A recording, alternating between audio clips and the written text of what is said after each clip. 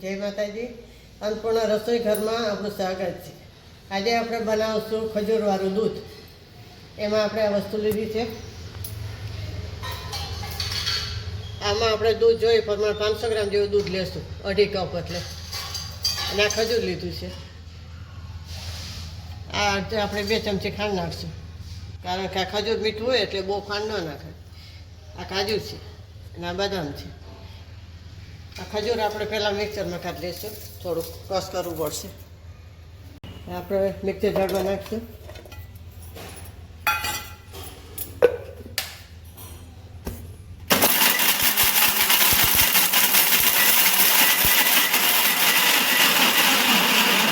આપણે આ મિક્સરમાં કાઢી લીધું છે. હવે આપણે આમાં કાઢી લઈશું. એટલે મિક્સરમાં થોડું કાઢવું પડે છે કચરું, એટલે આપણે હવે આખું ના રહીએ બહુ. દૂધમાં હવે આપણે ગેસ ચાલુ કરીશું. આ કઢાઈ લઈશું. એમાં આપણે 2.5 ગ્લાસ દૂધ મૂકશું, એટલે 500 ગ્રામ થાય. આ 200 ગ્રામનો ગ્લાસ છે. આ મલાઈવાળું દૂધ લીધું છે, આપણે ગરમ નથી કર્યું. તમારે ગરમ કરીને લેવું હોય તો ગરમ કરીને લેવાય.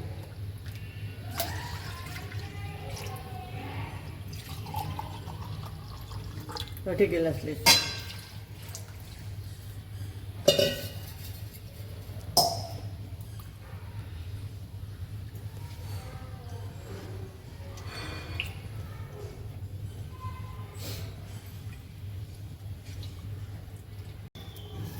હવે એમાં આપણે આ ખજૂર નાખી દઈશું. કસ કરેલું છે એટલે ઉગળતા વાર નહીં લાગે.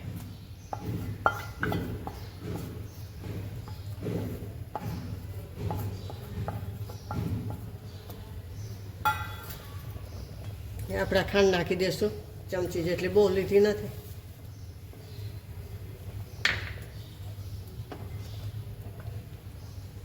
હવે આ 5-10 મિનિટ જેવું થશે એને ઉગાડતા. દૂધ તો આપણું ઉકળી ગયું છે.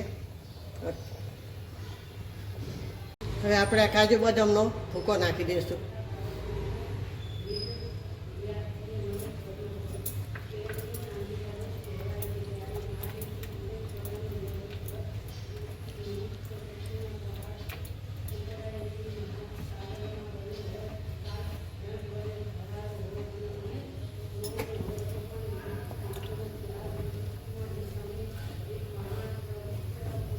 આ છોકરાઓને આવું કાજુમાં છે, સિંગમાં છે, ચણામાં છે, તે શિયાળામાં ઠંડી પડે ત્યારે પાકને આવું બધું ખવડાવ્યું હોય તો મગજે સારું રહે અને છોકરા ખાઈ પીવે તે.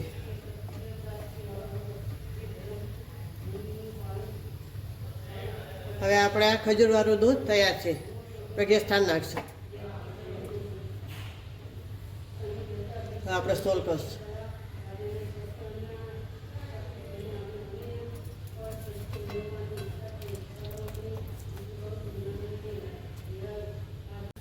હવે આપણા ગિલાસમાં કરશું, સ્ટોલ કરશું આપણે.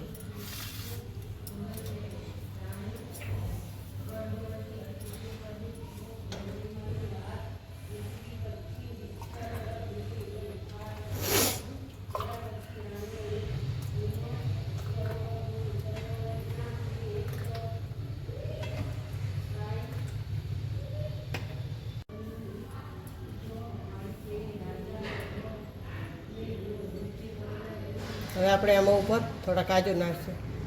એ તો બેસી જ જાય, દેખાય ને.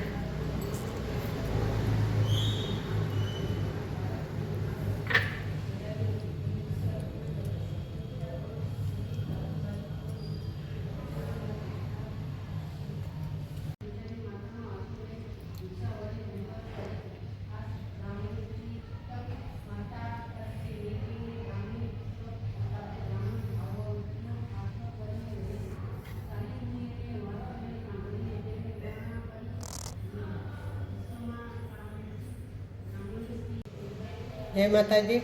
આપણે આ ખજૂરવાળું દૂધ તૈયાર છે. તો લાઈક કરજો, શેર કરજો અને બેલ આઇકન દબાવવાનું ના ભૂલતા. તો પ્રેસ કરીને કહેજો કે તમને કેવું લાગ્યું. અને આવું દૂધ કરીને છોકરાઓને પાજો તો મગજને સારું અને શરીરને પણ સારું. જય માતાજી.